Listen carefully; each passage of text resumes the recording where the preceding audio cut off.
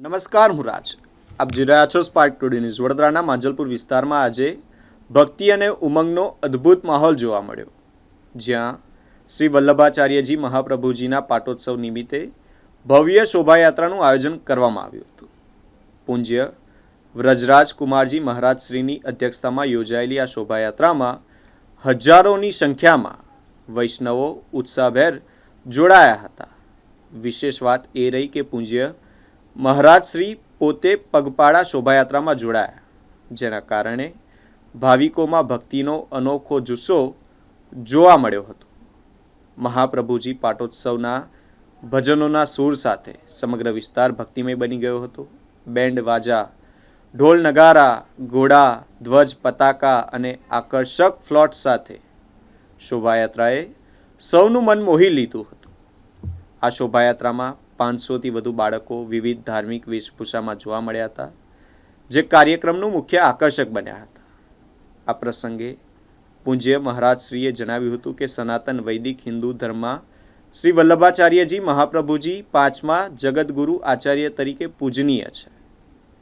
તેમને માયાવાદનું ખંડન કરી સકાર બ્રહ્મવાદનું સ્થાપન કર્યું હતું. તેમણે વધુમાં જણાવ્યું કે શ્રી મહાપ્રભુજીમાં શ્રી કૃષ્ણ, સ્વામિનીજી અને આચાર્ય સ્વરૂપે ગુરુ એમ ત્રણેય સ્વરૂપો નિવાસ કરે છે.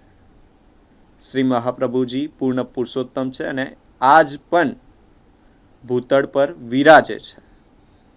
શ્રી મહાપ્રભુજી વલ્લભ કુલમાં અંશરૂપે ભારતની 84 બેઠકમાં જ્યાં જ્યાં ભાગવત કથા થાય છે ત્યાં તેમજ વૈષ્ણવોના ઘરમાં પુષ્ટિ કરેલા ઠાકોરજીમાં નિવાસ કરે છે.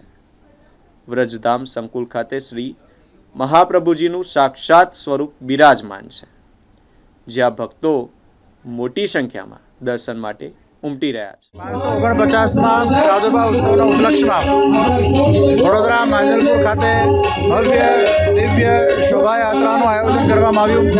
હજારોની તાદાદમાં વૈષ્ણવો આ શોભાયાત્રામાં આજે જોડાયા. અત્યારે ઉત્સવ સભાનું મંગલ શુભારંભ થવા જઈ રહ્યું છે. બાળકો, યુવાનો, વડીલો ચાલુ દિવસે આટલી ભર ગરમીમાં પણ ખૂબ મોટી સંખ્યામાં આજે અહીંયા ઉપસ્થિત થયા છે. વલ્લભ ઓર્ગેનાઇઝેશન, વિવાયો, વુમન્સ વિંગ આ આખા આયોજનના અંદર મનોરથી બન્યા. કૌશિકભાઈ, રચનાબેન મનોરથી બન્યા છે અને સાથે સાથે વિવાયોની યુથ વિંગ પણ ખૂબ મોટા પાયે આખા આયોજનમાં જોડાઈ. જગતગુરુ વલ્લભાચાર્યજી મહાપ્રભુજી આખા ભારતમાં 3 વાર પૃથ્વી પરિક્રમા કરી હતી અને અનેક દૈવી જીવોને એમને શરણમાં લીધા. ત્યારે હજારો વૈષ્ણવ આજે આ શોભાયાત્રાના માધ્યમથી પુષ્ટિ પ્રચારને અનુલક્ષીને આ યાત્રામાં જોડાઈને શ્રી મહાપ્રભુજીનું ઋણ અદા કરે છે.